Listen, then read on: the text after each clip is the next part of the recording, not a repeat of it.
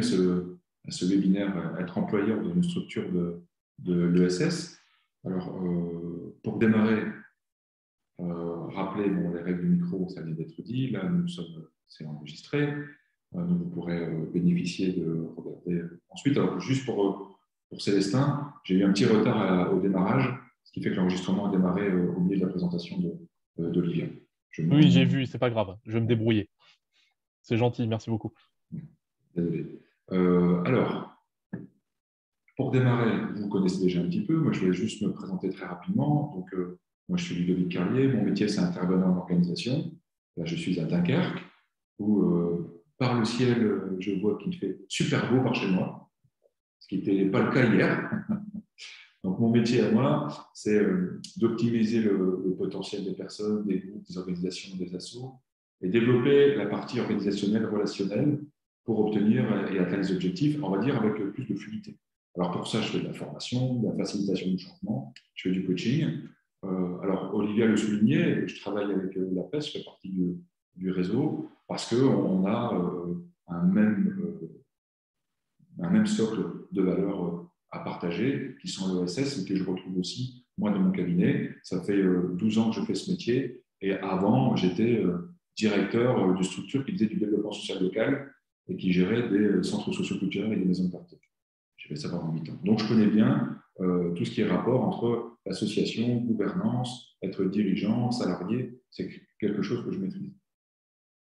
Dans mes compétences clés, je fais de la formation en management, en analyse transactionnelle, facilitation de changement. Je fais des analyses de pratiques professionnelles de dirigeants comme vous, qui partagent ensemble ce qui se passe pour eux. Je fais de la cohésion de la régulation d'équipe, du soutien à la posture professionnelle, mais aussi avec d'autres collègues, l'analyse de fonctionnement, du conseil stratégique et du coaching.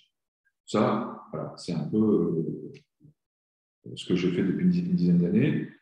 Ce qu'on va faire, nous, aujourd'hui, je vais mettre au service de vos questions et de vos réalités le partage autour de la question embaucher le premier salarié. Quels sont les points de vigilance avant de recruter le premier salarié?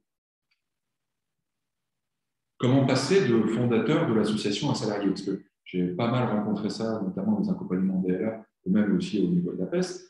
Parfois, c'est le fondateur qui veut devenir salarié, mais comment on peut être président salarié en même temps, ou président salarié? Est-ce que c'est possible, pas possible? Est-ce que ça change quelque chose ou pas dans la relation avec les bénévoles et les autres personnes, ou les usagers? Quels sont les interlocuteurs adéquats pour m'aider à prendre ce type de décision? Donc voilà tout un champ de questions qui s'ouvre quand on commence à se poser la question de créer de l'emploi. Alors, pour pouvoir faire ça, moi, ce que je vous propose d'abord, c'est d'apprendre à vous connaître. Donc, on va alterner ce matin des moments de partage en grand groupe et des moments en sous-groupe, sont un rythme dédié. Je vais créer des sous-groupes de manière automatique avec notre outil de Zoom de ce matin. Vous allez commencer par simplement, alors sous-groupe de 4, là ça va être sûrement sous-groupe de 3, vu le nombre, juste vous présenter dans le sous-groupe pour dire pourquoi vous vous êtes inscrit, c'est quoi votre projet, c'est quoi votre activité, enfin déjà faire connaissance entre vous. Et je vous expliquerai après en quoi c'est important justement de faire ça pour démarrer. Est-ce que c'est clair pour vous? Ça va? Alors, je vais lancer en groupe automatique. Alors, je vais faire 4 salles. Alors, je vais laisser le destin choisir qui participe avec qui. S'il y a besoin d'ajustement, je ferai des ajustements. Ça va faire 3-4 personnes par groupe. Hop, créer. Ce que je vous invite, quand je vais ouvrir les salles, c'est à cliquer sur le lien pour vous retrouver dans le sous-groupe. Et moi, je vais rester dans la grande salle au cas où il y aurait de retard pendant les 30 minutes annoncées par Marie-Laure. À partir de 10 heures, je n'accueillerai plus. Ça va pour vous, Marie-Laure? OK. Hop, c'est parti. Donc, je vous invite à cliquer pour rejoindre la salle et faire plus ample connaissance. Quand arrive la question de savoir s'il est temps, dans le développement de l'association, de l'entreprise, d'embaucher ou de transformer mon investissement bénévole en emploi, se pose un grand nombre de questions, voire même un casse-tête, que moi je vais symboliser avec les 3 niveaux d'enjeu, pour pouvoir vous l'expliquer. Alors pour moi, les 3 niveaux d'enjeu, ça se passe à cet endroit-là. Première chose, il y a l'enjeu qui s'écrit comme ça en enjeu stratégique. Donc au niveau d'enjeu stratégique, c'est-à-dire est-ce que nous sommes au bon moment, à la bonne étape de développement pour passer à l'étape de ça y est, on transforme quelque chose en emploi. L'enjeu stratégique, ça a à voir avec ce qui se passe à l'extérieur de l'organisation ou de l'association. C'est-à-dire que j'ai besoin de déterminer, par exemple, maintenant pour continuer à développer, on a besoin d'aller chercher des appels d'offres ou bien de répondre à des appels à projets. Et quand je fais ça, eh bien, j'ai besoin d'avoir un minimum de temps passé de suivi. Ça ne peut plus être seulement en bénévole, parce qu'en fait, l'appel d'offres ou l'appel à projet finance un poste. Donc, ça devient stratégique dans le développement d'avoir quelqu'un d'embauché, salarié, pour pouvoir répondre à cet enjeu. Ce qu'il y a, c'est que cet enjeu stratégique, pour pouvoir y répondre, pour pouvoir continuer le développement, ça va influencer sur comment ça va se mettre en jeu, c'est-à-dire en jeu en termes de relations. Forcément, il y aura de nouveaux types de relations entre les autres membres de l'association et le salarié ou la salariée. Va arriver la question de l'employeur. Donc, on verra ensemble après la question de qui est chef de qui, parce que dans le contrat de travail, il y a ce qu'on appelle le lien de subordination, dont je parlerai juste après. Ça peut aussi modifier les relations avec les adhérents, mais aussi avec la gouvernance. Est-ce que je peux en même temps président et puis salarié, président ou salarié, oui ou non? Et tout ça, tous ces enjeux relationnels qui vont être modifiés auront à voir aussi à ce qui se passe en chacun de nous. Donc, ça va venir questionner la question de l'identité professionnelle, l'identité de valeur dans l'ESS, l'identité, voire même de la structure. Il y a plein d'associations qui n'ont pas de salariés. Donc, à partir du moment où on passe dans l'association qui devient employeuse, ou la structure qui devient employeuse, il se passe vraiment quelque chose à l'intérieur de nous. Et ces 3 niveaux d'enjeu sont en permanence présents quand on se pose la question de employeur, pas employeur, salarié, pas salarié.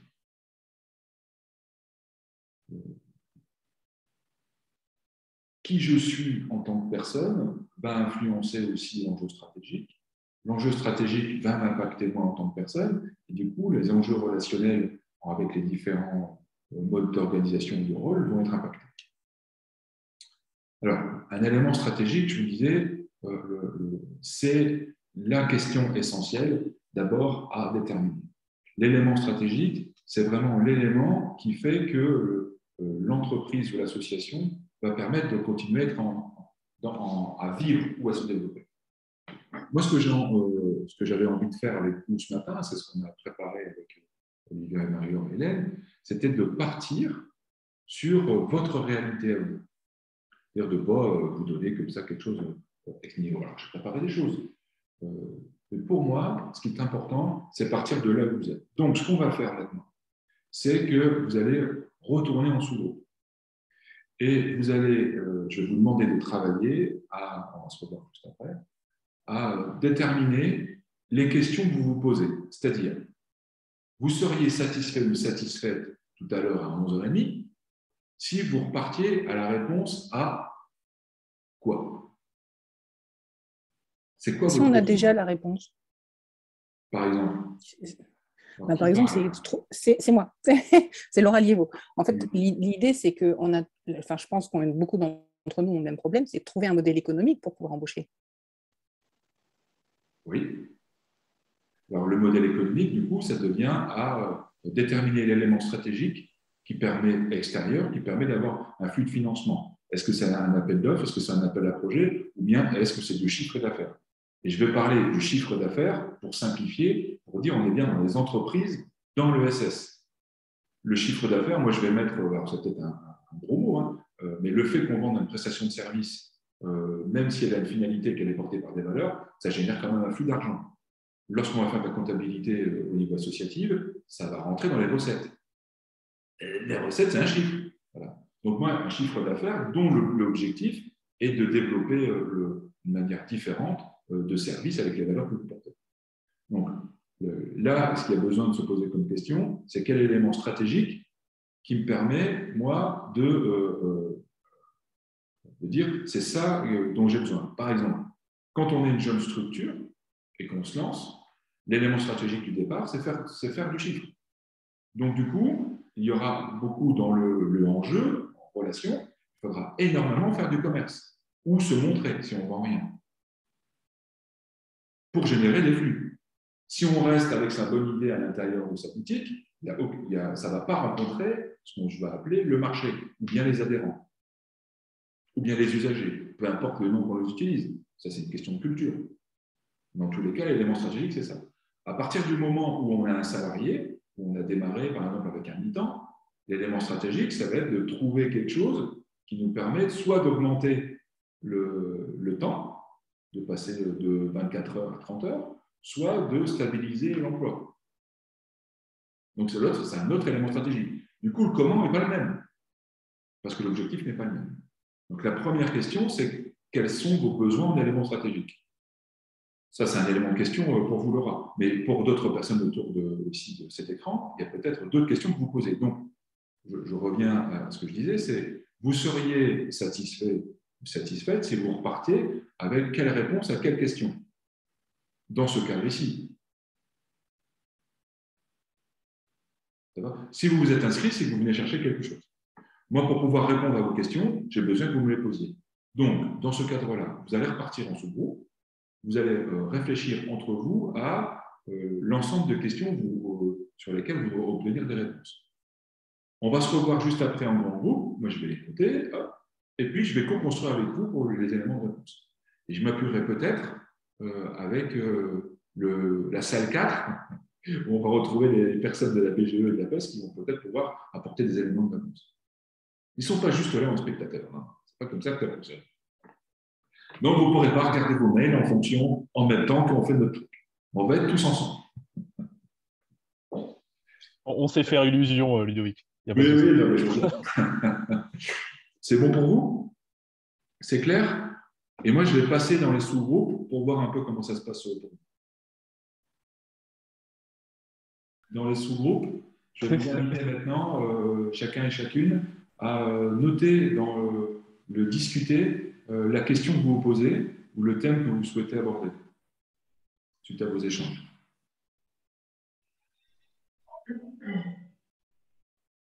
Donc, dans le message, hein, ça apparaît. Voilà. C'est la petite bulle discuter.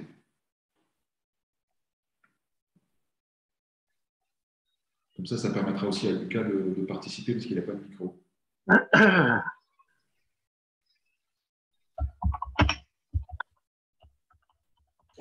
Alors, maintenant, comment passer de fondateur bénévole à salarié dans une association? OK.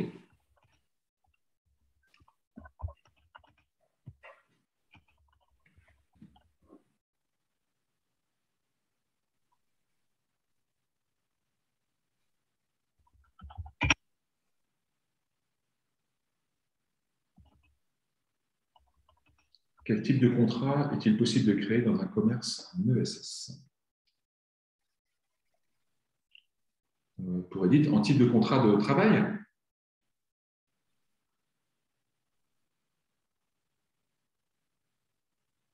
OK. Oui, c'était ça. OK. Dirigeant accompagnateur socio-pro, OK. Peggy. Stéphanie, présidente aide salariée. Alors, Lucas, il puis-je? Je pense qu'il va finir sa question. Oui, tu puis-je. Oui, tu puis-je. Acteur et salarié, OK. Pour Sébastien. Non, c'est parce que c'est Stéphanie, je voulais me corriger parce que j'ai oublié le J à puis-je. Ah, d'accord. Merci Stéphanie. Bon, ok, donc ça tourne déjà au niveau de l'asso. Alors, petit récapépète au niveau de l'association loi 1901, qui confiait les statuts, point de la vigilance sur les statuts pour moi. Très bien. Je vais faire ça avec une petite tableau. Ce sera plus facile pour vous expliquer. La première chose à se rappeler, c'est que au niveau de la loi 1901,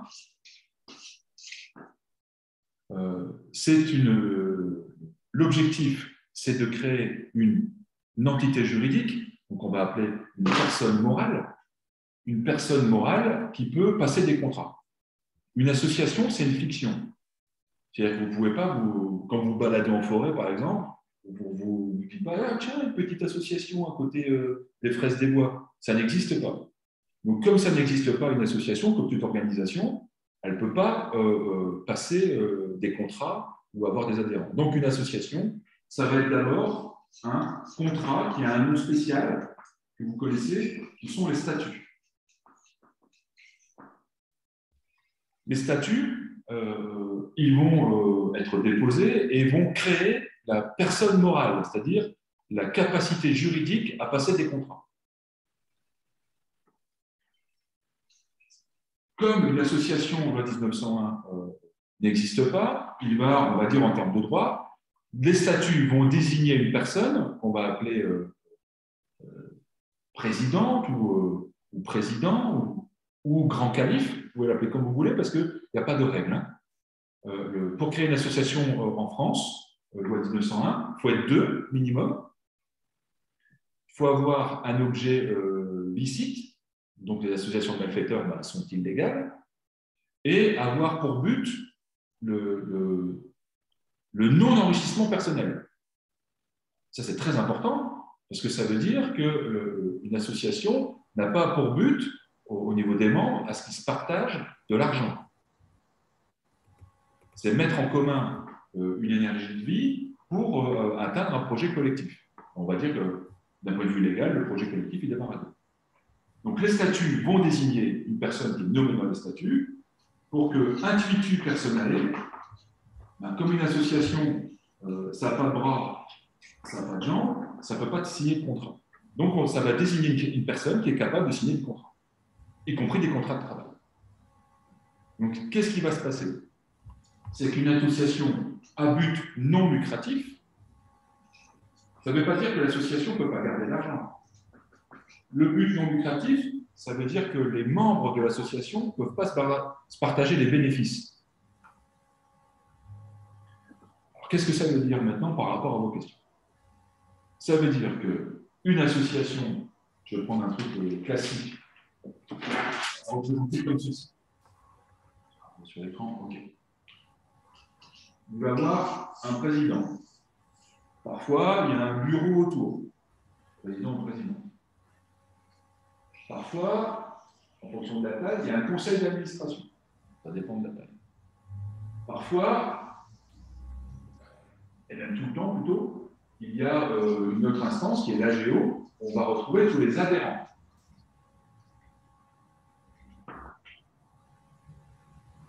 Une personne qui est ici à l'extérieur,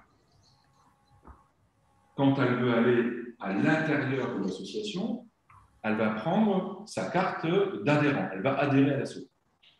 Le fait de passer ici, de je suis non-membre à membre, c'est avec la notion de bénévole. Une association loi 1901, c'est une structure qui rassemble des personnes qui vont mettre en commun leur énergie autour d'un projet collectif et dont l'issue du projet collectif n'est pas de gagner de l'argent. Il y a un grand nombre d'associations en France qui n'ont pas de salariés.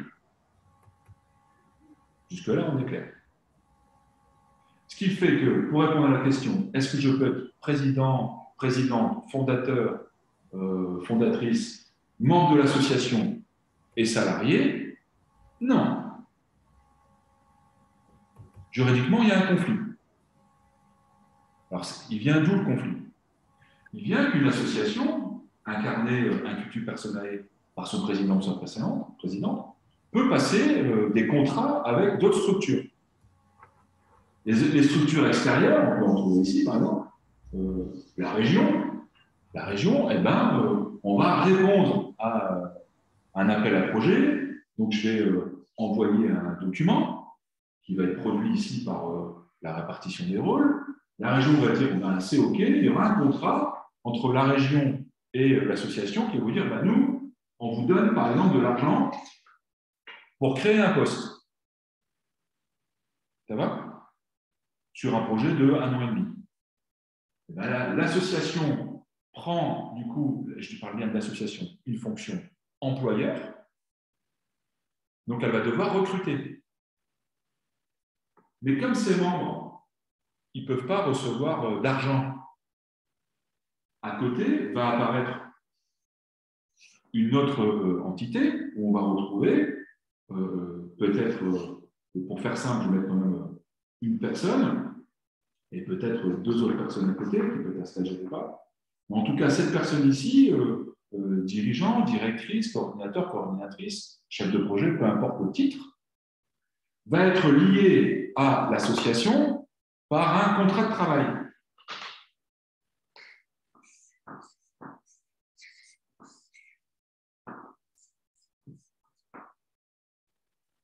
Et c'est là que, en regardant ce que ça veut dire, vous allez comprendre la différence ici au niveau du contrat de travail. C'est quoi un contrat de travail en France? Et en Belgique, c'est pareil. On va avoir quelqu'un qui va être l'employeur et en face, quelqu'un qui va être salarié. Quand je signe un contrat de travail,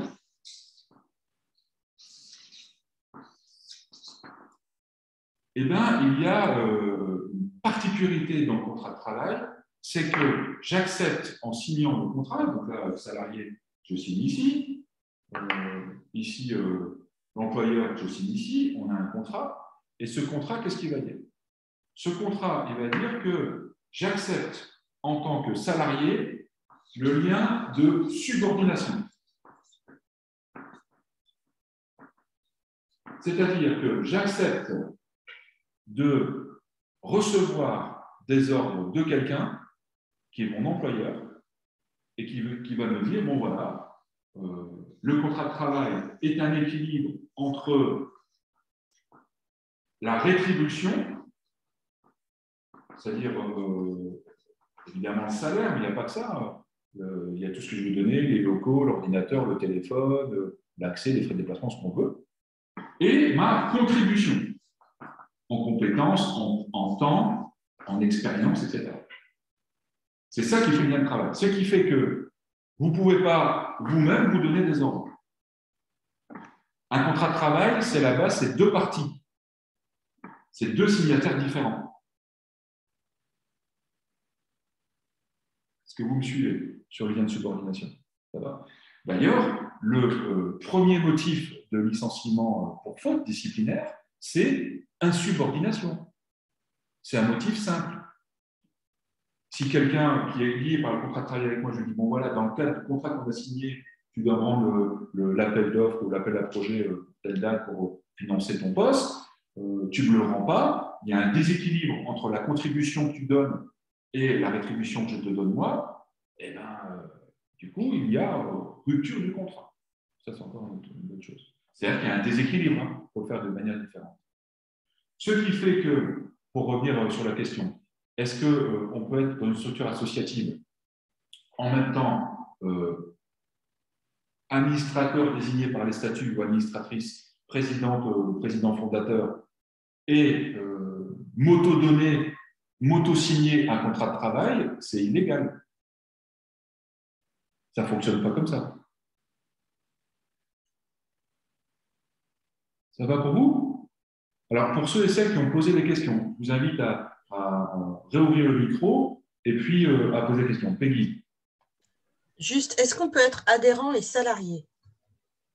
Alors. Est-ce qu'un salarié peut être adhérent de l'association qui porte le projet? Je vais répondre à ta question. Techniquement, oui. Mais moi, je te recommande de ne pas le faire. Je m'explique. On imagine ici, je prends le cas, comme vous dites, la personne qui est là, elle a un contrat de travail qui la lie, et en même temps, elle est adhérente. Sauf que la loi 1901 dit qu'un minimum, pour l'objet de personnes, l'objet licite, et puis l'Assemblée générale ordinaire.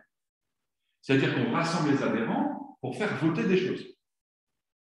Peut-être qu'au vote, il y aura le vote de Mathion, voilà, on vous propose d'augmenter la durée de travail de notre salarié. Comment un adhérent il peut voter pour lui-même? Ça va créer des tensions.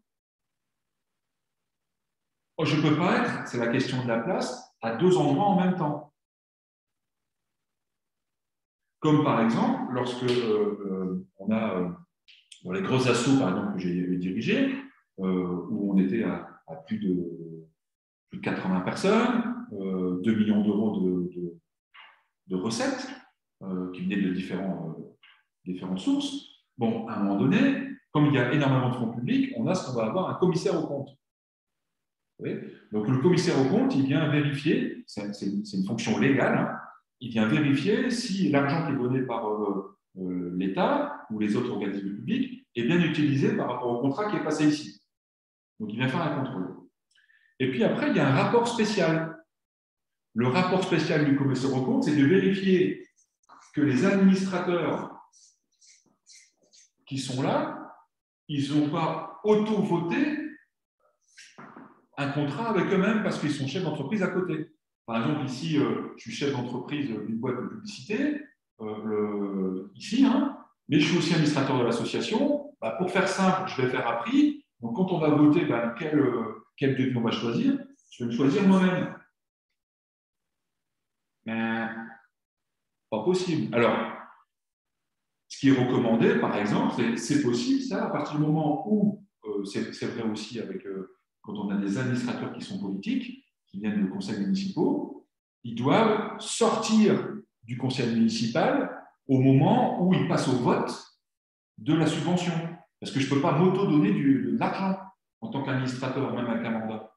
C'est pareil quand on est chef d'entreprise. Donc à ce moment-là, c'est possible, mais c'est noté dans le PV du bureau ou CA, monsieur ou madame Intel est sorti et le vote s'est fait sans elle. Et sorti, ça c'est la recommandation de l'Assemblée nationale, c'est pas juste je reste dans la pièce, mais je ne participe pas au vote. Ce n'est pas suffisant. Parce qu'il y a eu des cas où il y a des influences du regard, où je commence à faire la gueule si tu ne votes pas pour moi, ce genre de choses. Mais est-ce que, par exemple, si un administrateur a des compétences et qu'il veut y faire du mécénat de compétences, est-ce qu'il peut le faire ou est-ce qu'il est… Alors oui, à ce moment-là, on a un contrat de mécénat de compétences.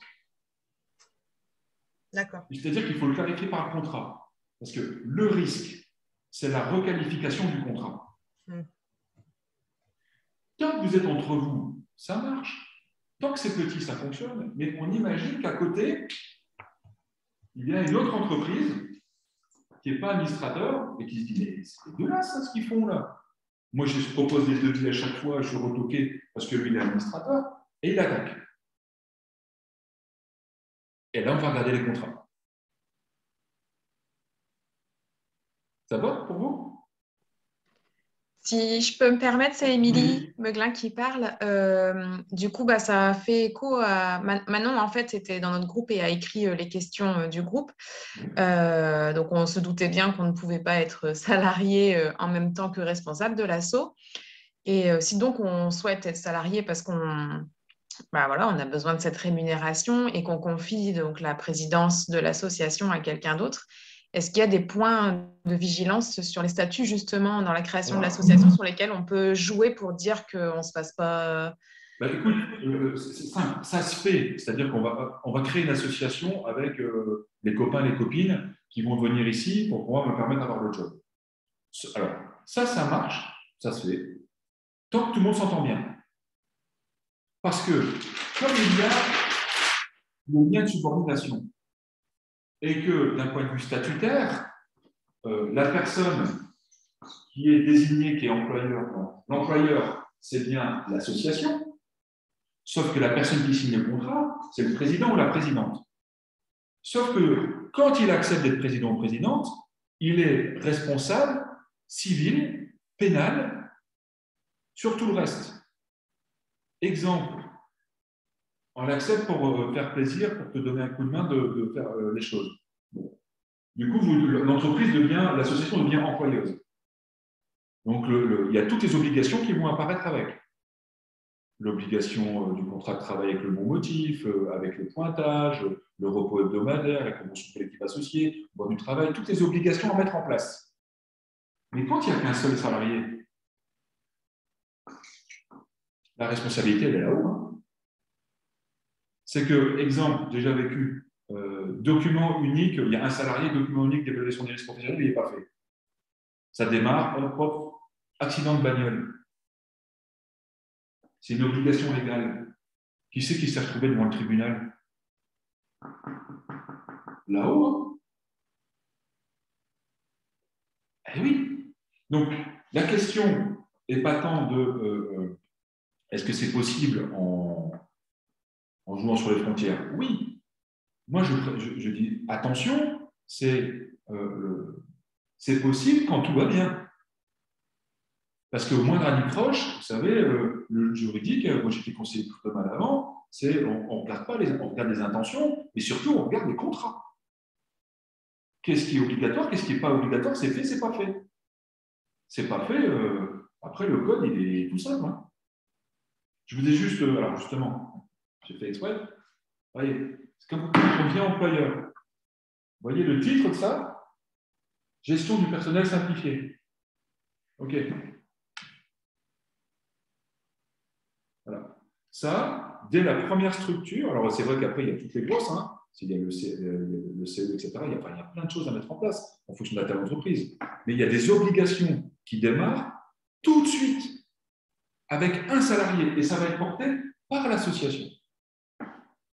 D'où la question, est-ce que l'association est la bonne entité juridique pour faire ce qu'on a à faire? Ça peut être, est-ce que ça peut pas être, je sais pas, il y a des structures porteuses de projets où je veux rester maître de mon activité, donc j'intègre des coopératives pour démarrer, vous savez, ou bien, bon, ça c'est des pépinières quand on est en entreprise, c'est-à-dire qu'on peut être entreprise et porter des valeurs. Moi, j'ai choisi profession libérale pour des questions avec l'accompagnement de la BGE, des questions fiscales, juridiques, et nous sommes tous différents ici, mais mes valeurs, elles sont dans l'ESS. Après, Ludovic, dans plein de structures associatives, il y a des toutes petites structures avec un emploi, 2 emplois.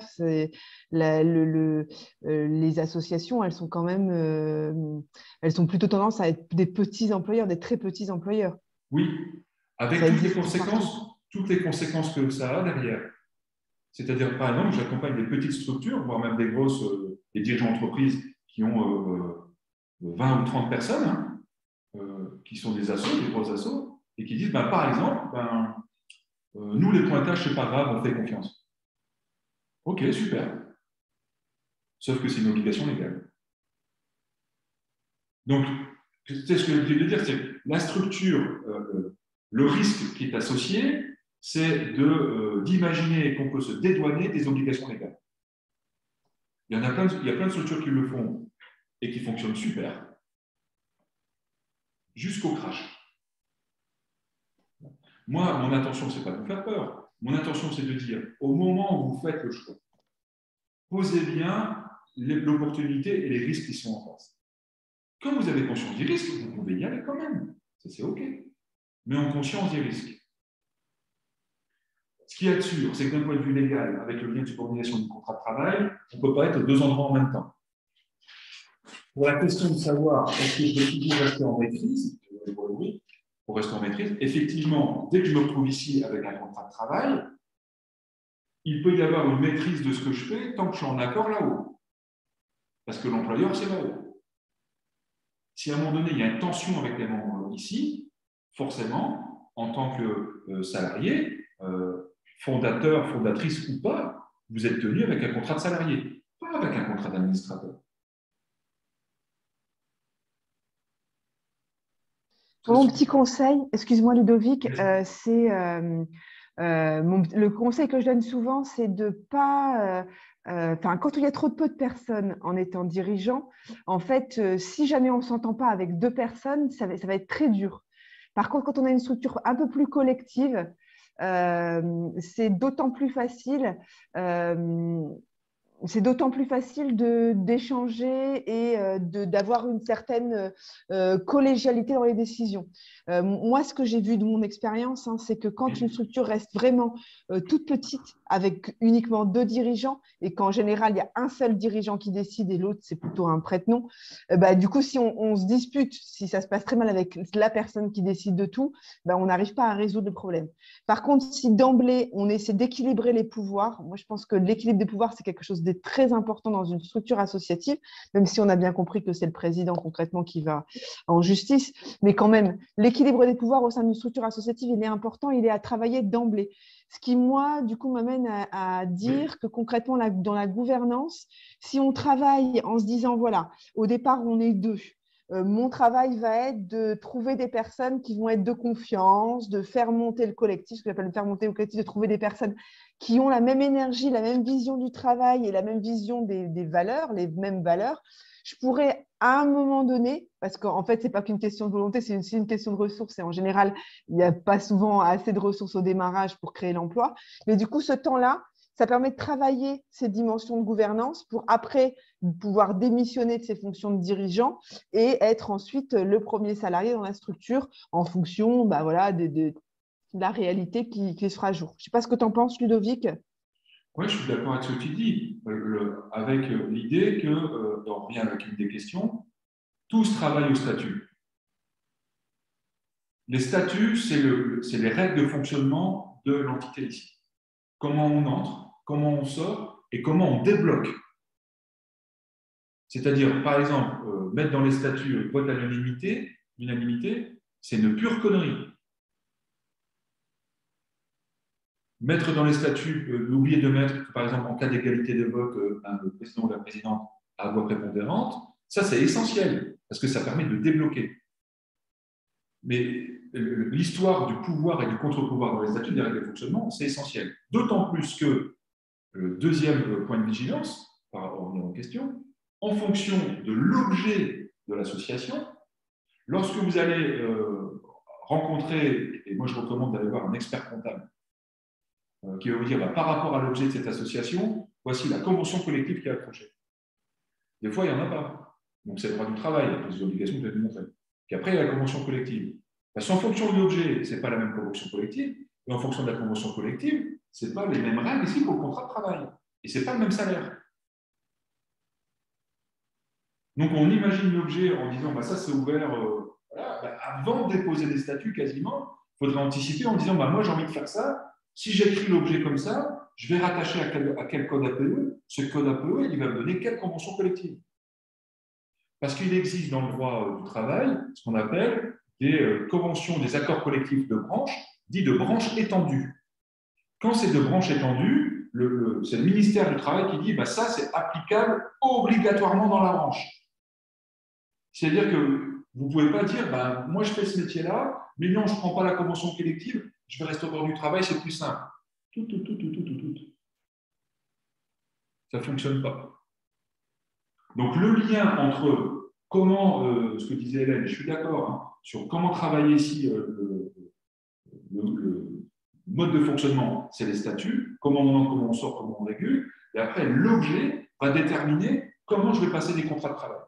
Mais aussi, qu'est-ce que je pourrais aller chercher comme financement à l'extérieur? Donc, c'est une question stratégique. Si vous voulez passer en asso, il y a d'autres structures, il y a d'autres entités possibles, mais en asso, c'est une question stratégique. Oui, mais si on n'est pas en association, les subventions sont plus difficiles à obtenir. Si on est plus en entreprise. Ça se pose. Une asso reçoit des subventions, comme les fondations, c'est possible aussi. Oui. Ça peut être du mécénat d'entreprise, en compétences ou en argent, mais ça peut être aussi des appels à projets. Les appels à projets, ils sont liés à un certain type d'asso, donc d'objets. Et c'est là le choix stratégique. C'est ça qui demande un peu de réflexion et d'exploration. C'est-à-dire que si je change ça dans l'objet, qu'est-ce que ça me donne en convention collective? Donc, quel est l'impact financier de la masse salariale ici? Parfois, il y a des conventions collectives qui ouvrent droit notamment à des contrats aidés, d'autres non. Dans les conventions collectives, il y a ce qu'on appelle les contrats de branche. Alors, c'est des contrats qui sont, ils sont contrats de travail, mais ils font des modifications pour que ça puisse tenir. Je vais prendre un exemple. Dans les centres socioculturels et les maisons de quartier, il y a dans les contrats la possibilité de faire ce qu'on appelle des colonies maintenant, mais ils appellent ça des séjours extérieurs, des centres de loisirs avec hébergement. Bon. Si on prend le Code du travail qui dit que la notion de temps de travail effectif de Martine Aubry, donc quand on a travaillé 35 heures, après, il faut qu'on se repose, sinon après, il y a des heures sup, qui sont récupérables. Et la notion de temps de travail effectif dit que je ne peux pas m'enlever du lien de subordination avec l'employeur. Mais quand je suis à l'extérieur et que je gère un groupe de gamins, y compris la nuit, à quel moment je dis, bah non, là, je suis fait de dos, je ne gère pas. Ce qui fait que les gens ne travaillent pas 35 heures, ils travaillent 24 heures x 7. Donc, il faudrait les doubles d'équipe, équipe de jour, équipe de nuit.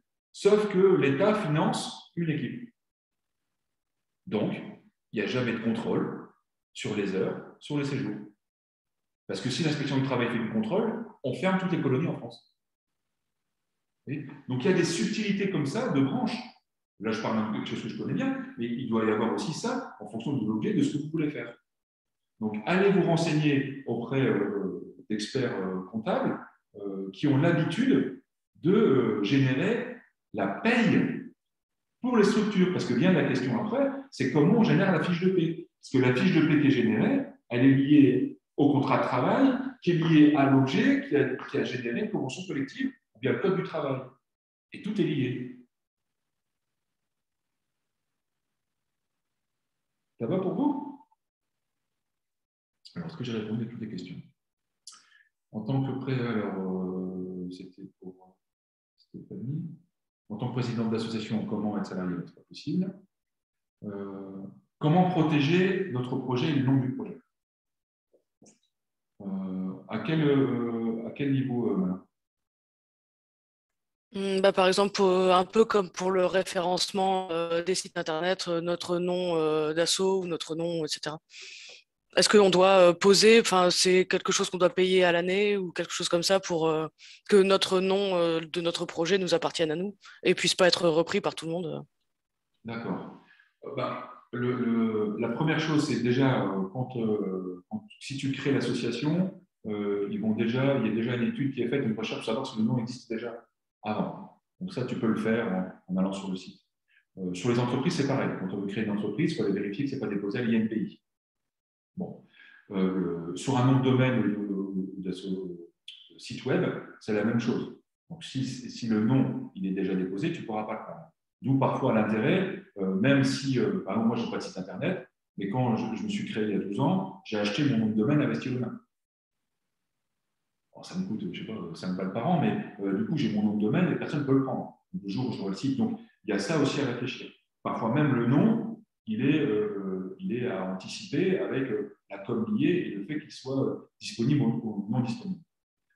Si jamais vous prenez un nom qui est déjà pris par quelqu'un, toujours la même chose, pas vu, pas pris. C'est-à-dire que tant qu'il n'y a pas quelqu'un qui attaque, il va falloir prouver qu'il a déposé avant vous. Donc, quand il y a des choses à déposer, c'est avec l'INPI qu'il faut regarder, que ce soit sur des projets ou des idées.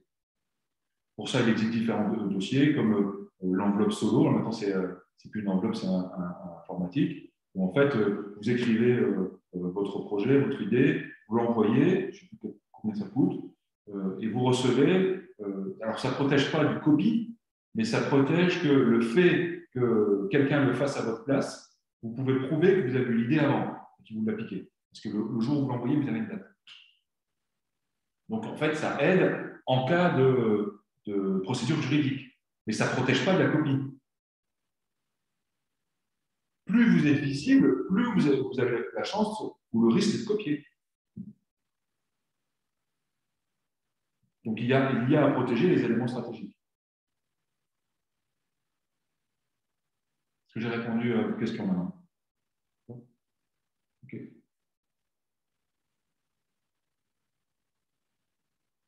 Alors, on voit qu'il y a d'autres questions. Dans les cotisations. Alors, Laura, c'est ça?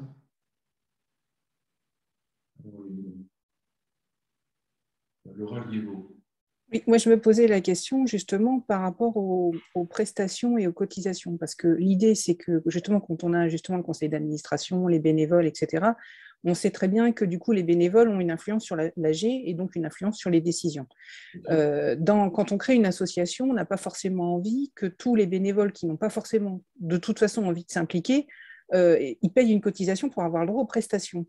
Est-ce que du coup, on peut faire des prestations extérieures, c'est-à-dire, je ne sais pas moi, on dit, on emmène on emmène un groupe, on fait une journée jeu, par exemple, avec des enfants. Est-ce qu'ils peuvent payer du coup, que les enfants peuvent payer cette journée jeu dans un parc de loisirs, et puis, mais qu'ils ne soient pas forcément adhérents à l'association pour pouvoir bénéficier de ça?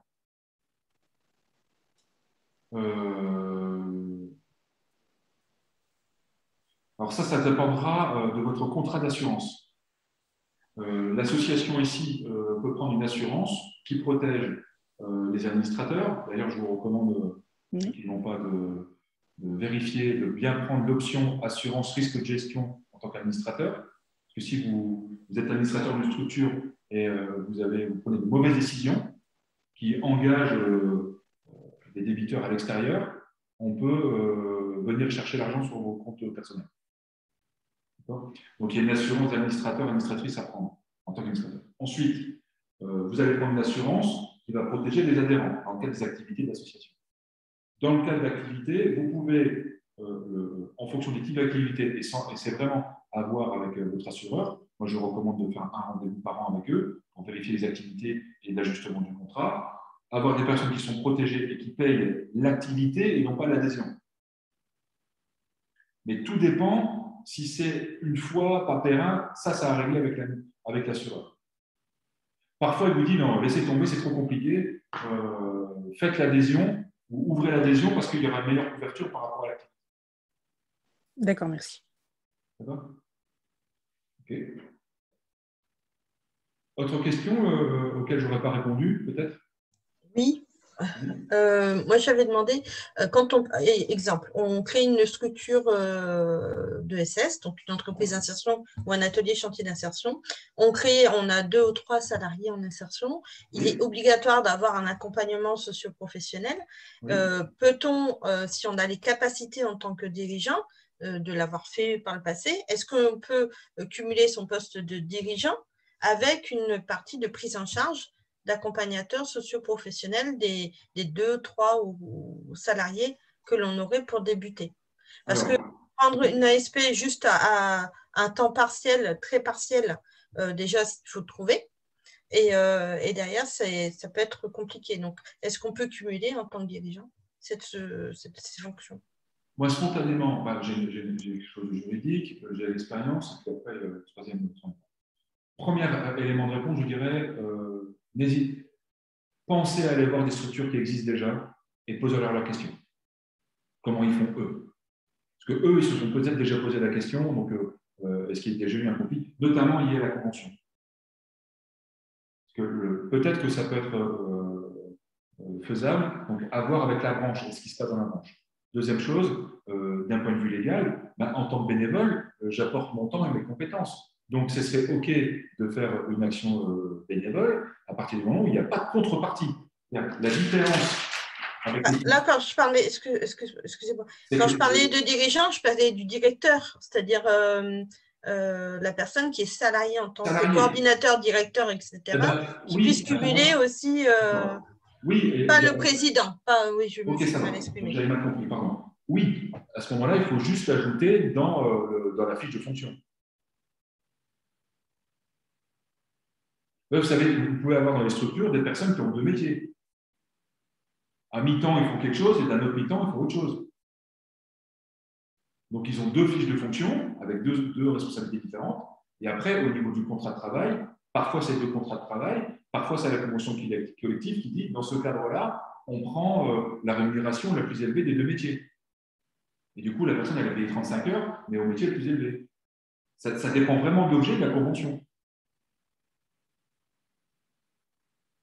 Et tout ça, pour moi, un bon interlocuteur, quand on démarre comme ça, c'est ceux qui vont gérer la paye, donc c'est l'expert comptable. Et plutôt choisir des experts comptables qui sont spécialistes des associations. Parce que les experts comptables, ils vont tous dire qu'ils savent faire. Hein. Et par expérience, il y a vraiment une différence entre ceux qui accompagnent les assos et ceux qui n'y sont pas. Peut-être que dans le réseau BGE, ils ont des contacts avec entre guillemets, des spécialistes. Quoi. Je ne sais pas si vous avez ça chez vous. Merci. On a des spécialistes. Ouais, super. On a des Donc, allez voir les spécialistes.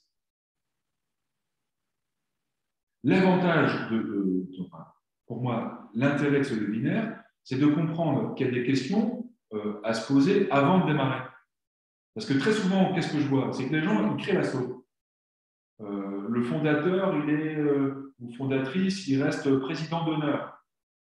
Puis après, il dit ouais, mais bon, je me suis quand même pas mal engagé, et puis il y a mon fils ou ma fille qui cherche du job. Ça serait bien que ce soit lui ou elle. Sauf que, qu'est-ce qu'ils disent les statuts? Le président fondateur ou le président fondateur, il a voix quand il vote, ou bien il est juste consultatif? S'il est consultatif, il peut accepter que ce n'est pas cette personne-là, son fils ou sa fille, qui soit recruté. Parce que c'est bien, par statut, légalement, le président ou la présidente qui va décider. Et qui, de toute façon, a la signature. Vous voyez? Donc, être en maintien, ça revient à ce que disait Hélène tout à l'heure, c'est possible au début, mais à minimum, pour moi, il faut être 3. 3 ici. Hein. Alors, pourquoi 3? Bon, ça a à voir avec une autre partie de mon travail de formateur et de coach, c'est qu'à 2, il y a des types de relations dysfonctionnantes qui peuvent se mettre en route, qui s'appellent des jeux psychologiques. Hein. Donc, on joue de manière inconsciente et puis on s'envoie des trucs à la tronche. Voilà, ça passe le temps, on se fait ce type de choses. Quand il y a un 3e, il peut dire stop. Mais quand on est 2, on n'a pas le tiers. Donc, le 3, c'est le tiers. C'est ce que disait Hélène tout à l'heure, d'une autre manière. Donc, un minimum 3 ici.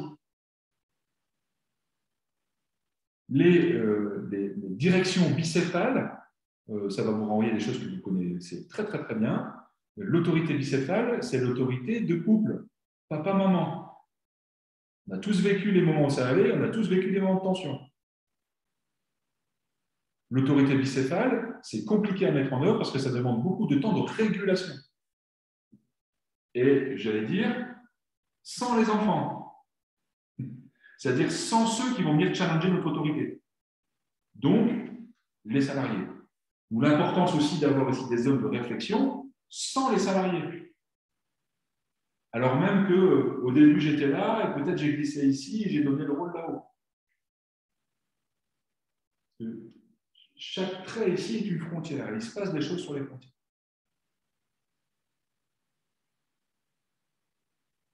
Ça va pour vous?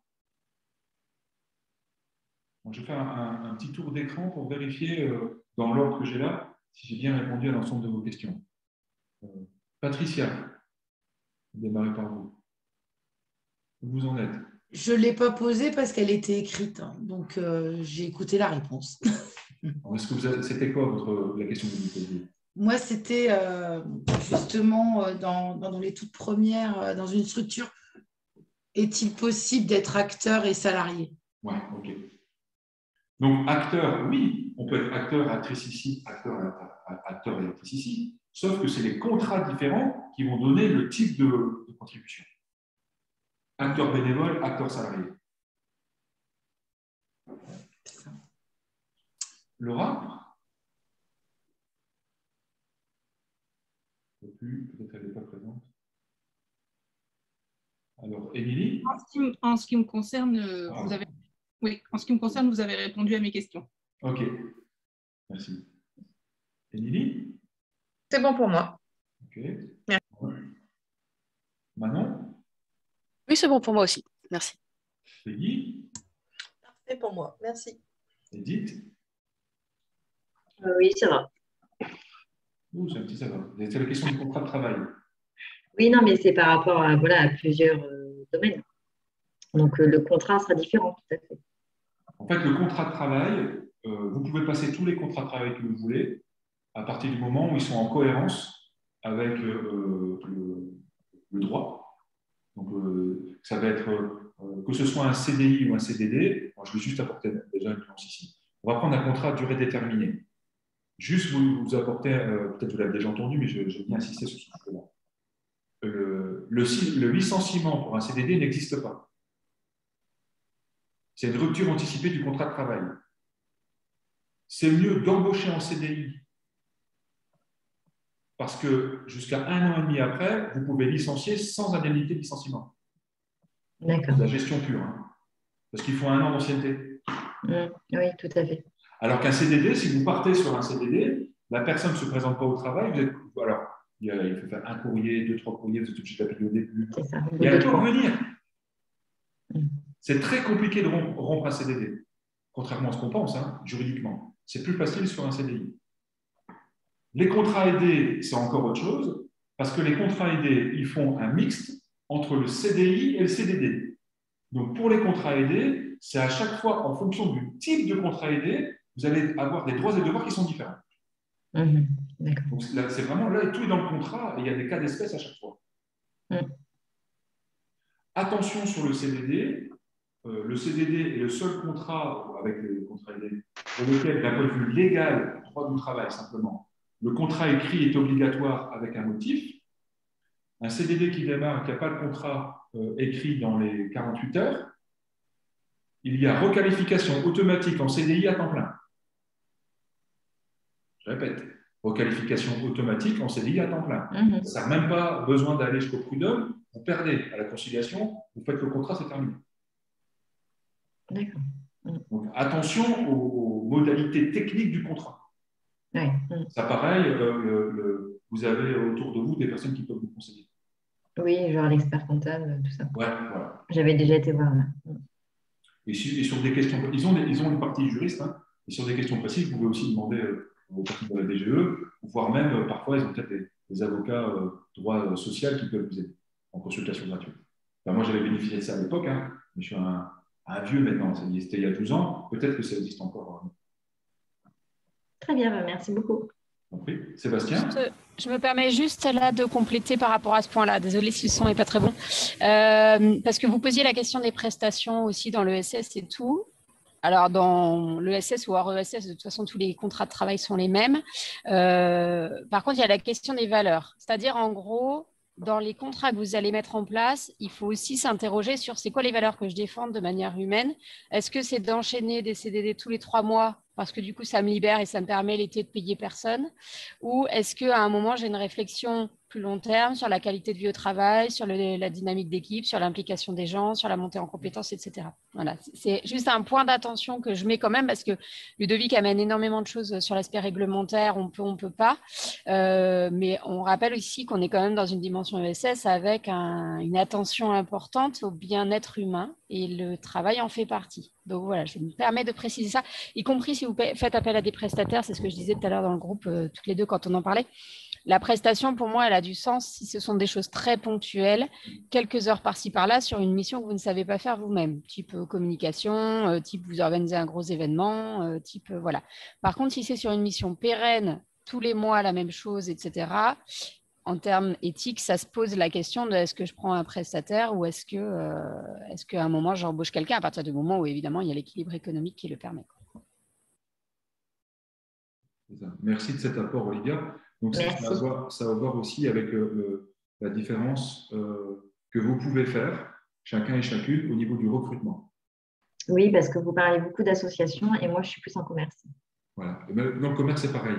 C'est-à-dire que ce soit le contrat, les valeurs que vous portez en tant que fondatrice, ça doit se retrouver dans les personnes avec qui vous avez travaillé. C'est-à-dire qu'il y a les compétences, mais il y a aussi ce que vous portez comme projet. C'est-à-dire chaque structure ici existe et continue à exister dans son environnement parce qu'elle apporte quelque chose au monde.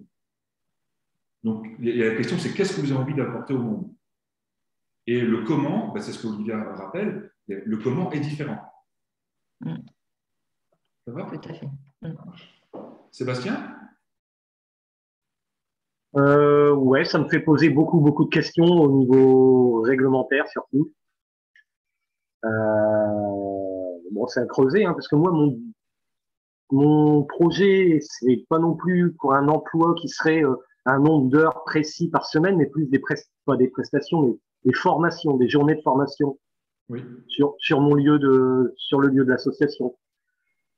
Et puis, ce serait une petite structure où on ne serait que deux. Donc, voilà, je me pose pas mal de questions.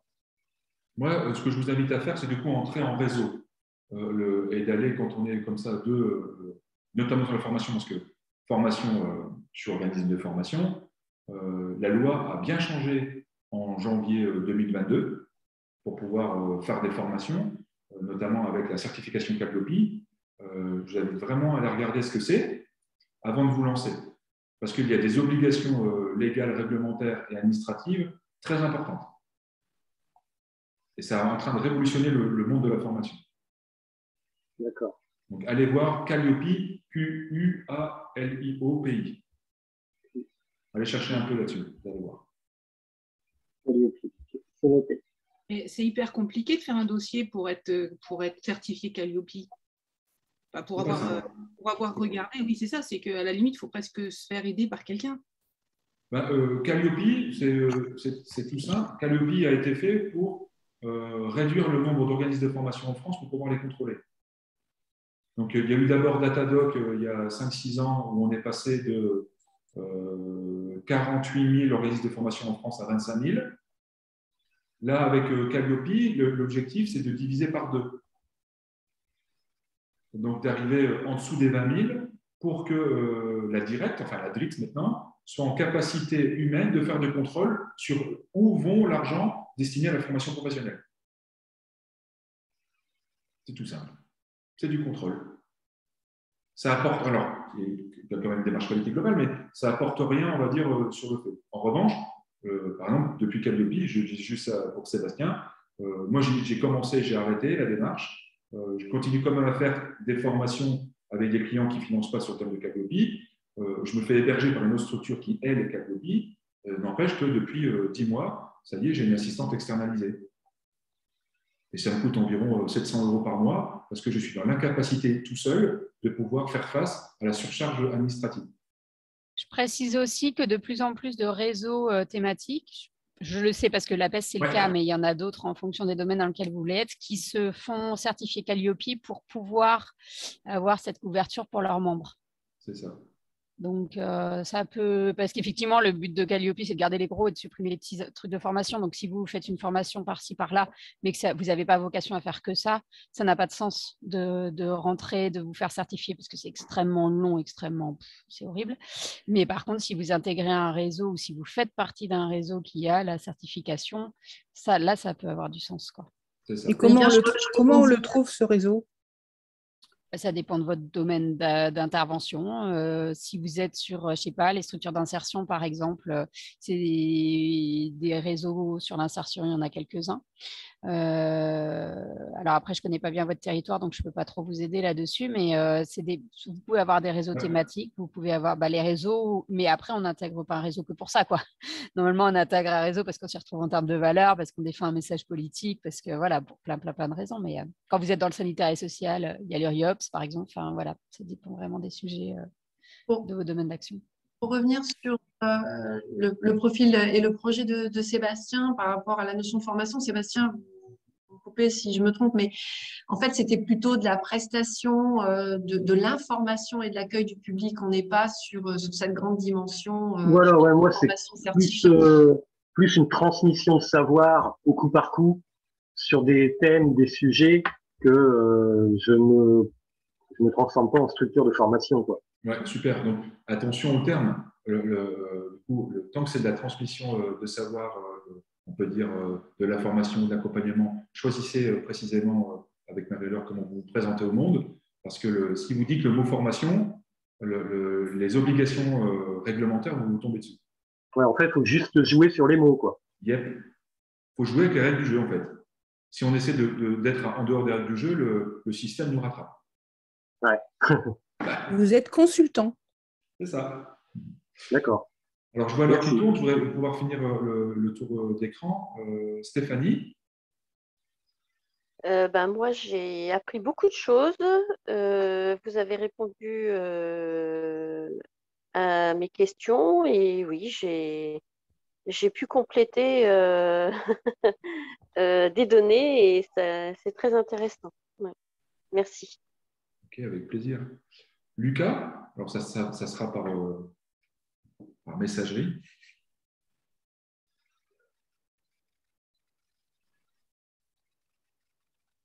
S'il est encore là. Et sinon, David. David, vous avez répondu à une question. Ok, merci.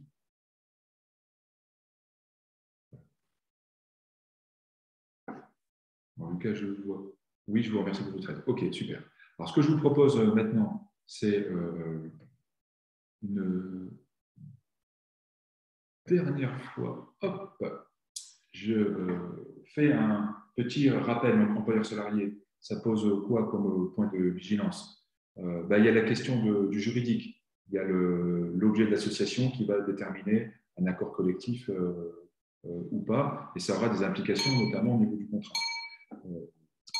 Alors, qu'est-ce qui se passe ici? Voilà. Ça met en place le lien de subordination, donc ce que je vous ai expliqué au tableau, hein, entre l'employeur et le salarié, ce qui fait qu'on ne peut pas être aux deux endroits en même temps. Dès qu'il y a la fonction employeur, il y a tout une palanquée de droits et devoirs qui vont arriver, sur lesquels vous ne pourrez pas vous soustraire. Il y a la question de la paye, c'est comment je gère les congés, qui édite la paye, comment on fait les relevés, les déclarations obligatoires. Et moi, je recommande à ce moment-là de passer par un expert comptable. Et puis, il y a la question de la place. Est-ce que je suis dedans ou dehors?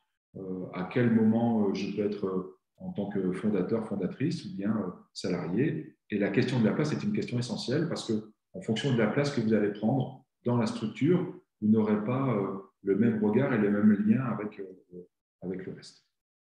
Alors, ça, c'est une phrase que j'aime particulièrement. La vraie connaissance, c'est de savoir comment agir. Ça, c'est Eric Berne, la personne qui a inventé l'analyse transactionnelle. Moi, pour finir ce webinaire, ce que j'ai envie de vous partager, c'est que vos organisations n'ont pas à se réinventer, mais vous devez mettre en place des réflexions, des processus qui permettent des nouveaux équilibres, c'est-à-dire de passer d'un endroit à un autre endroit.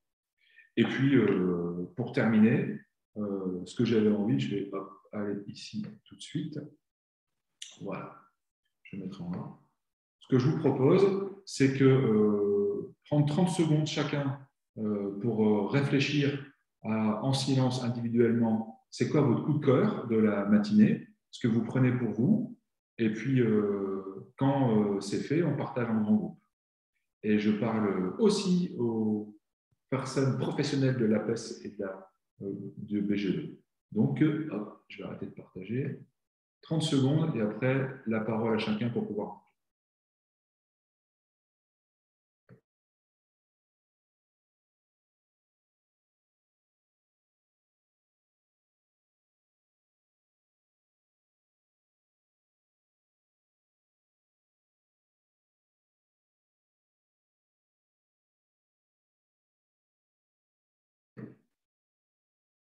Et voilà, un petit peu en avance. Alors, je vais le faire en version popcorn. Donc, je vais passer la parole à quelqu'un et la personne qui aura terminé de présenter son coup de cœur donnera la parole à quelqu'un d'autre. Et je vais démarrer par Manon. Alors, du coup, c'était de rencontrer des gens avec qui on a pu discuter des projets. C'était vraiment super intéressant. Et ça donne plein d'idées. Merci. Du coup, la parole à Laura. Merci. Alors, je rejoindrai un peu ce que dit Manon, parce que c'est vrai que c'est sympa de rencontrer d'autres porteurs de projets et puis d'essayer de trouver des solutions ensemble. Et puis, merci pour vos interventions à chacun parce que c'est très éclairant. Merci Laura. Donc, je donne la parole à Sébastien. Eh ben, un petit peu pareil que tout le monde, ouais, c'est vachement intéressant de pouvoir échanger avec d'autres qui sont porteurs de projets, voir que il y a quand même une dynamique qui se met en place dans l'ESS, quoi, et ça me fait aussi poser plein de questions, ça me relance un peu sur d'autres sujets, des interrogations que je m'étais pas forcément posées au niveau juridique, etc., qui me réveillent un peu. Et donc, je vais donner la parole à Patricia. Je ne vais pas être originale, hein, je vais rejoindre le groupe. Je trouve que c'est toujours très enrichissant de partager, puis ça nous rassure aussi, parce qu'on est face à nos propres interrogations. Et à chaque formation, il y a des petites lumières qui font que... Puis des fois, on change complètement on est parti sur une voie, puis on s'aperçoit qu'il y en a d'autres finalement. Et c'est bien de pouvoir ralentir et se dire, attends, je réfléchis pour prendre le bon chemin, parce qu'on est loin de connaître tout ce qui est possible aussi. Et merci à vous de nous éclairer à chaque fois. C'est rassurant. Et je passe la parole à Peggy. Bon, j'ai tenté avec l'espace, mais je ne sais pas, il ne veut pas. Merci. Moi, je vais rejoindre le groupe, c'est sûr. Hein, les rencontres avec plusieurs porteurs de projets, c'est vivifiant. On est chacun à notre niveau, on a chacun une ambition d'améliorer les choses, et ça, c'est vraiment énergisant. Les conseils juridiques qu'on vient de prendre sont très, très bénéfiques. Ça rappelle quand même les conditions par rapport aux associations sur comment justement se comporter, et surtout comment les liens qu'il y a entre le conseil d'administration, les salariés, et de pouvoir voir comment une association peut être employeuse, les risques et les bénéfices. Ça, c'est important. Et moi, ça me conforte vraiment dans ce que je suis en train de faire. Donc, merci pour tout ça, et je vais donner la parole à Hélène.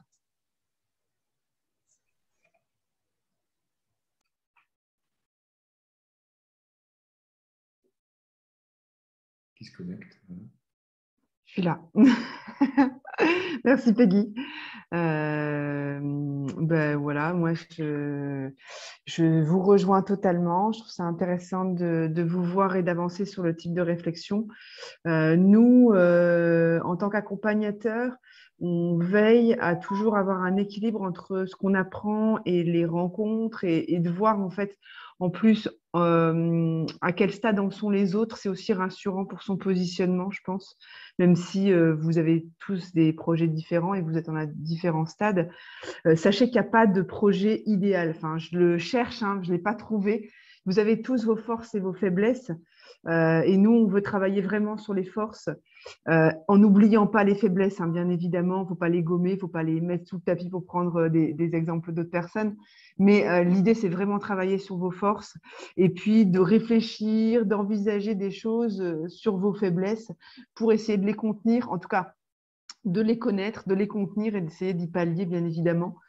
Parfois, quand on est seul, en rencontrant d'autres personnes, on trouve d'autres énergies. Parfois, en combinant des choses, on trouve des solutions. Voilà, donc l'idée, c'est il n'y a pas de format idéal. Il y a le format qui est le vôtre, et en fait, il faut faire avancer les choses avec vos spécificités. Ça, pour nous, c'est très important. Voilà. Du coup, je suis désolée, je ne sais pas trop qui avait parlé avant. Est-ce que Manon, tu avais parlé avant? Oui, pardon. On va passer la parole à Émilie, par exemple. Émilie, merci, Ludovic. Merci. Pareil, coup de cœur sur les rencontres encore du jour. Par le hasard des choses, dans la salle numéro 1 dans laquelle j'étais, donc avec Manon, Laura et David, nos projets sont très proches et se font beaucoup écho. C'est très agréable de rencontrer, de se sentir moins seul dans tous ces projets. Et le fait de savoir que la BGE peut nous accompagner avec des experts, avec des contacts, de savoir qu'ils sont là aussi pour nous et nous soutiennent, c'est vraiment Vraiment chouette comme sentiment. Je découvre tout ça. Là, je suis vraiment dans les tout débuts et c'est très agréable. Merci beaucoup. Super. Voilà, je passe la parole à David. Je crois que David n'a pas de micro. Il va falloir qu'il écrive.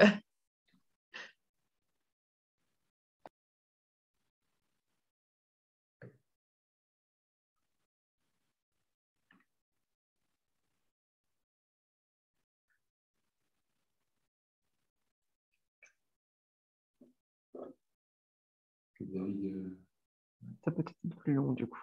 ça va être un peu plus long. Ah, nouveau message.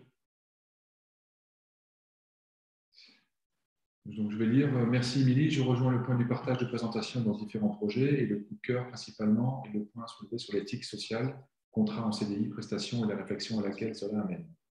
Merci, David. Et passe la parole à Patricia. Qui l'a déjà pris. Alors, tiens, Marie-Laure Carlu, puisqu'il m'a donné la parole, juste pour la repasser. Merci Patricia. Je n'ajouterai rien par rapport à ce qu'a dit, excusez-moi, par rapport à tout ce que vous avez dit jusque-là et particulièrement ce qu'a dit Hélène. Moi, je serais plutôt sur, sur la forme et la présentation que tu as faite derrière toi, le schéma que tu as derrière toi, Ludovic, je l'aime beaucoup. Et je crois que je le réutiliserai. Il est tout simple et il est clair. Il dit pas mal de choses. Et je passe la parole à mon cher Célestin.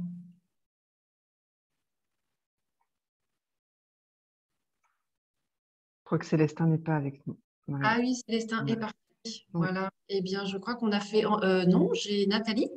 Oui, il y a Edith aussi. Et Edith, elle est déjà... J'y vais. Et après, je passerai la parole à Edith. Okay. Un petit mot pour la fin. Moi, j'ai bien aimé la question du collectif. Et de porter un projet collectif, c'est quand même, dans le milieu associatif, quelque chose qui est important. Je trouve que quand on est porteur de projet, souvent, on est isolé. Et donc, je dirais ne pas hésiter à parler de votre projet. Parce que peut-être que dans toutes les personnes que vous allez rencontrer, certaines vont avoir envie de contribuer et de faire partie de ce collectif. Et c'est là que vous allez trouver finalement à un moment donné peut-être la base de votre association. Et puis le collectif, parfois, ça aide à prendre du recul. Et puis parfois, ça fait changer les projets aussi. Et des fois, c'est bien aussi de changer. Voilà ce que je voulais dire. Donc, je passe la parole à Edith, c'est ça? Qui n'a pas parlé. Oui, merci. Donc, le partage, les informations, tout ça au top, quoi. C'est vrai qu'on découvre tous des projets différents et la même envie, la même force. Et puis, ça nous remotive aussi. Juste un petit point, c'est-à-dire que bon, pour avoir fait pas mal de visio, si c'est possible, la prochaine fois, de faire le partage des projets de tout le monde au début, puisque quand on est en groupe, en fait, on ne connaît pas forcément tous les projets de tout le monde et on a l'impression de ne pas forcément connaître les personnes avec qui on discute. C'est juste le petit bémol que je vais dire, mais sinon, c'est parfait. Il y a un partage et une communication géniale.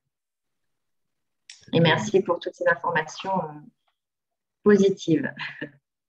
Merci, Edith. Alors moi, je ne me suis pas exprimée, hein, du coup, je vais quand même prendre la parole. Oui, l'histoire des petits groupes, la présentation, c'est parce que pour l'avoir vécu, quand on passe 1 heure de tour d'écran à présenter les projets, c'est extrêmement long et on perd tous les participants. Donc, je pense que on en avait discuté, c'était un choix. Par contre, je rejoins sur le fait que du coup, c'est compliqué de connaître tous les projets. Et en fait, juste, ça a fait le lien avec... moi, mon petit truc que je retiens de la séance, c'est que j'étais très surprise de la diversité des questionnements. Alors, tout ne touchait pas aux ressources humaines, clairement. C'est parti un peu dans tous les sens, mais ce n'est pas grave. Et en fait, ça m'illustre juste qu'on sent qu'il y a vraiment, vraiment un enjeu à travailler ça assez tôt dans le projet.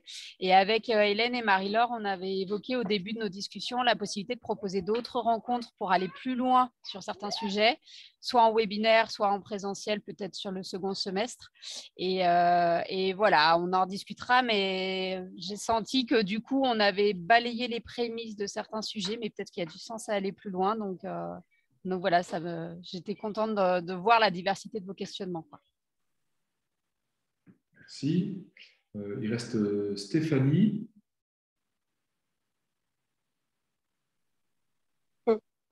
Alors, je rejoins évidemment tout le monde, hein, parce que il est important d'échanger nos idées. Ça booste et ça nous donne aussi d'autres idées. Et mon coup de cœur, franchement, c'est la partie juridique. Parce que c'est vrai qu'il y a des choses que l'on ne pense pas du tout, comme le document unique, et pourtant c'est obligatoire. Et voilà, c'est très enrichissant comme d'habitude. Et je remercie tout le monde pour vos partages. Et puis, j'espère qu'on se reverra à un prochain webinaire. Merci Stéphanie. Donc, je vais lire ce que Lucas a mis. Ravi de découvrir d'autres projets ESS et les questions de chacun m'ont bien aidé. Je dois partir. Je vous remercie pour cette formation. Merci à vous de votre participation, des personnes qui nous ont quittés. Je redonne la main à Marie-Laure pour clé. Eh bien, merci. Merci à tous pour cette participation active. Merci à toi, Ludovic. Merci à les parties maintenant, je crois, Olivia et Nathalie de l'APES. Un plaisir de vous revoir sur un prochain webinaire et dans l'attente, vous aurez le lien qui va vous être envoyé par mail, je pense, dans le courant de la semaine, qui vous permettra donc d'accéder à la totalité de la présentation. À bientôt à tous. Au revoir. Au revoir. Merci. Au revoir. Merci, à bientôt. Bonne journée tout le monde.